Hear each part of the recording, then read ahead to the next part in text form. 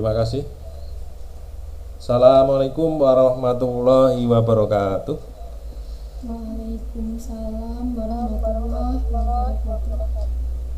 Terima kasih teman-teman semua, bapak-bapak, ibu-ibu.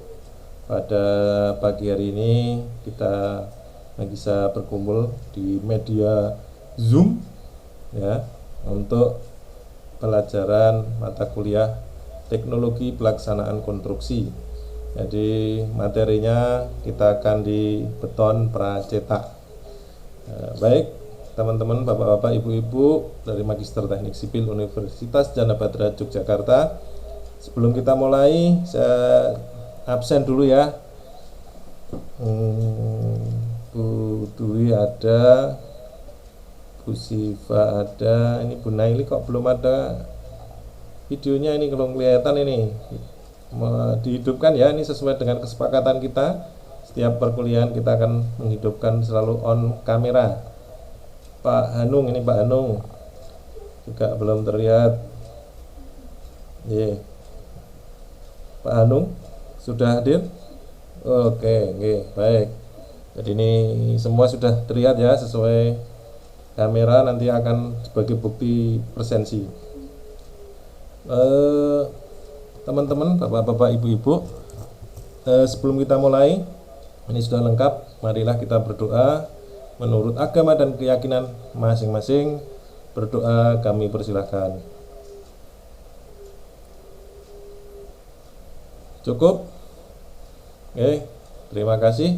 Kita langsung ke materi saja, materi yang terkait beton pracetak. Jadi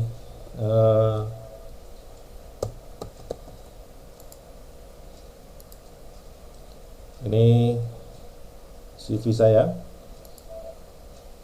Baik, hari ini adalah pertemuan yang ke-6.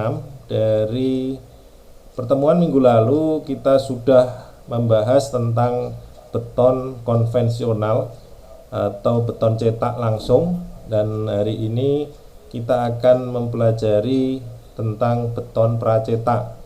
Jadi mungkin teman-teman kemarin, bapak, ibu-ibu bisa memahami ya bahwa beton konvensional itu prosesnya cukup lama karena harus menunggu umur beton 28 hari.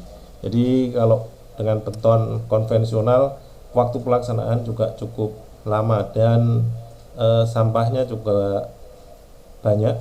Jadi pasca project pasti akan menimbulkan sampah. Jadi terkait dengan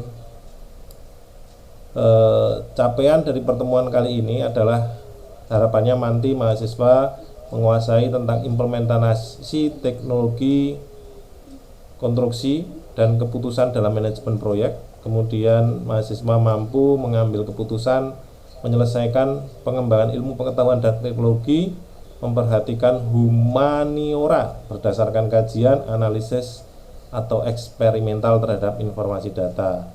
Jadi ini terkait dengan capaiannya, sehingga nanti mahasiswa mampu mengetahui dan menganalisis penerapan teknologi konstruksi pada pekerjaan becasting beton pracetak ya. Kalau kemarin kita ada beton cetak dan kali ini kita terkait dengan beton pracetak. Jadi di materi ini harapannya atau tujuannya itu adalah mampu mengetahui dan menganalisa, sedangkan manfaatnya nanti teman-teman, bapak-bapak, ibu-ibu bisa menganalisis dan membuat estimasi terkait pekerjaan dengan metode beton pracetak, waktu maupun estimasi biaya. Baik, saya lanjutkan. Sampai materi pembelajaran adalah ada 4: manfaat definisi beton pracetak, kemudian jenis-jenis beton pracetak, manfaat menggunakan beton pracetak, kekurangan beton pracetak ya. Jadi nanti ada 4 materi yang kita akan pelajari. Nah, sekarang apa sih beton pracetak itu?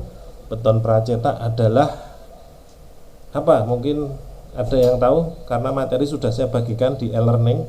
Begitu saya sehabis mata kuliah minggu yang ke-5, saya sudah bagikan materi tentang beton pracetak. Mungkin ada yang tahu beton pracetak sebelum saya lanjutkan?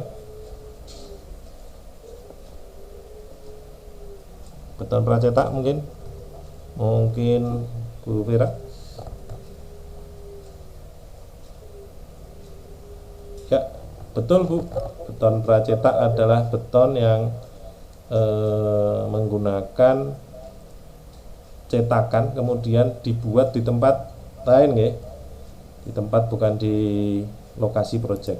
Jadi kita ke definisi beton pracetak, beton yang disiapkan untuk dicor atau dicetak dan diberi perawatan, ya, di beton yang dicetak diberi perawatan di suatu tempat yang merupakan bukan tempat tujuannya, itu menurut Elliot tahun 2002.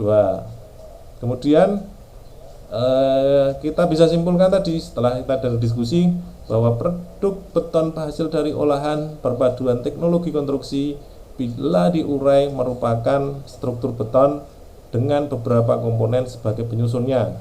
Jadi setiap bangunan beton precast pasti ada komponen-komponen lainnya. Beton precast melalui proses pencetak terlebih dahulu di tempat khusus, yaitu off-site fabrication. Oke, ini ada video. Nanti setelah ini coba teman-teman, bapak-bapak, ibu-ibu mendeskripsikan apa isi dari video tersebut. Video ini ada di Cina, proses pembangunan sebuah apartemen dengan waktu cuma 28 jam. Kita lihat kontainer-kontainer dalam ruangan-ruangan sudah dibuat terlebih dahulu di luar, kemudian dirakit, dikombinasikan antara beton dengan baja. Kemudian pekerjaan juga dilakukan berurutan. Begitu struktur selesai, arsitektur masuk, ME juga mengikuti di belakangnya. Jadi semua tidak menunggu strukturnya jadi dulu, tapi secara simultan. Ini proses sambungan rangkanya menggunakan baja. Kita lihat. Nah, ini sudah jadi. Ya. Baik, mungkin dari situ. Materi diskusi kita kali ini adalah tentang aspek penerapan teknologi apa yang saudara lihat dari video tersebut. Mungkin biaya, betul sekali. Kalau kita bangun bangunan seperti yang kita lihat tadi, kalau dalam waktu yang lama pasti akan membutuhkan tenaga kerja yang banyak dan biaya yang besar. Tapi dengan beton precast, pembangunan bisa menghemat biaya dan sumber daya manusia dengan memanfaatkan material dan metodologi serta alat-alat. Baik,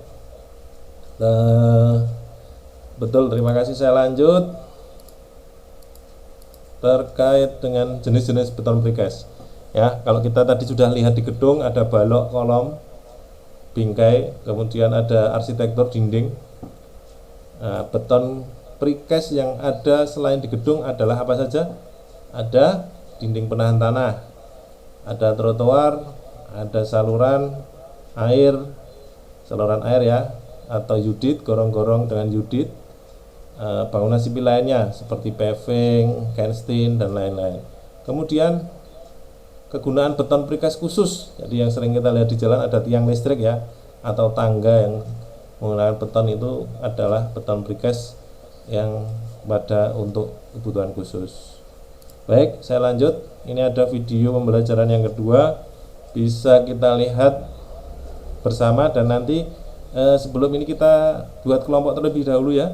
Kita buat ada 4 kelompok, kemudian nanti masing-masing kelompok mengemukakan tentang hasil penonton video ini, bagaimana pendapat saudara-saudara semua. Kita mulai. Pembangunan gedung ini ada di Cina, sama dengan waktu 10 hari.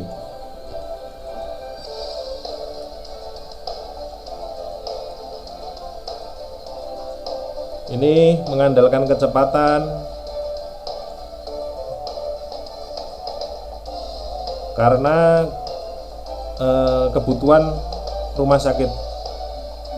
Ini kita lihat ada 100 ekskavator yang bekerja bersama pada tanggal 24 Januari.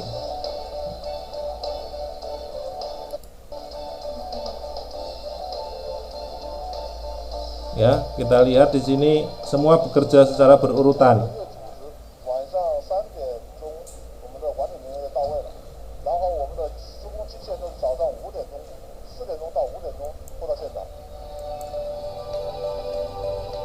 Rumah sakit ini dibangun karena adanya pandemi COVID-19. Kemudian pasien di rumah sakit membludak sehingga pemerintah Cina ingin segera menyelesaikan kebutuhan rumah sakit yang ada, sehingga mereka menyiapkan baik gedungnya maupun equipment. Ini proses pengecoran lantai. Jadi pekerjaan ini hanya 2 lantai saja.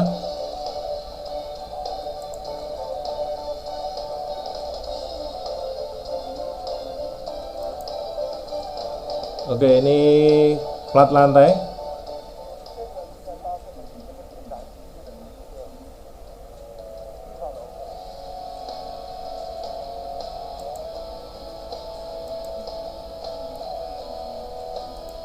Ini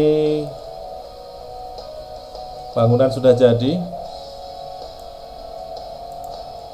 30 Januari, tanggal 1 Februari bangunan sebagian sudah jadi juga. Kita bisa lihat ini adalah equipment gedung yang ada di dalamnya, seperti alat-alat kesehatan maupun bed untuk pasien.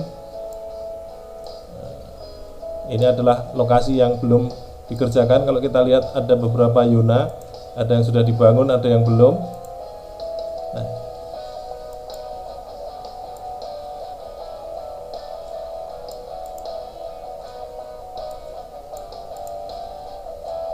ya, kita lihat ini adalah pabrik-pabrik dari workshop untuk merakit bangunan sehingga sampai di lokasi proyek tinggal menempelkan saja. Kita lihat seperti ini juga equipmentnya juga sudah disiapkan, baik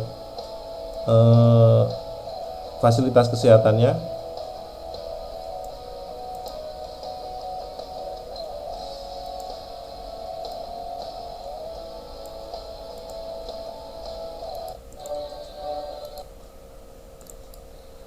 Nah, itu kita bisa lihat dari foto udara ini ada kelihatan sekali ya, ada yang sudah dikerjakan, ada yang belum. Ini nanti dikerjakan secara berurutan terus, jadi semua dikerjakan simultan, akan tetapi tidak mengindahkan kekuatan dan ketepatan waktu. Baik, diskusi kelompok ini kita kenapa memilih beton precast dan apa kelebihan dan kekurangan penggunaan beton precast. Kemudian ketepatan di dalam rekan-rekan Bapak Ibu sekalian membuat rencana penggunaan alat. Oke, ini nanti untuk penilaiannya ada 3. Baik, sebelum akhiri matur nuwun atas waktunya. Kita bisa berjumpa di minggu depan dengan materi adalah tentang green building. Jadi materi untuk minggu depan setelah perkuliahan ini akan saya upload di e-learning, nanti teman-teman bisa mendownload untuk segera mempelajarinya. Terima kasih, salam sehat, semoga pandemi 19 COVID ini segera berakhir, kita bisa berjumpa melalui perkuliahan luring. Sebelum saya tutup, saya ada satu pantun, ke Bengkulu naik kereta mini, jangan lupa ke Pantai Panjang. Kuliah berhenti dulu sampai di sini. Kita akan jumpa minggu yang akan datang. Salam sehat. Assalamualaikum warahmatullahi wabarakatuh.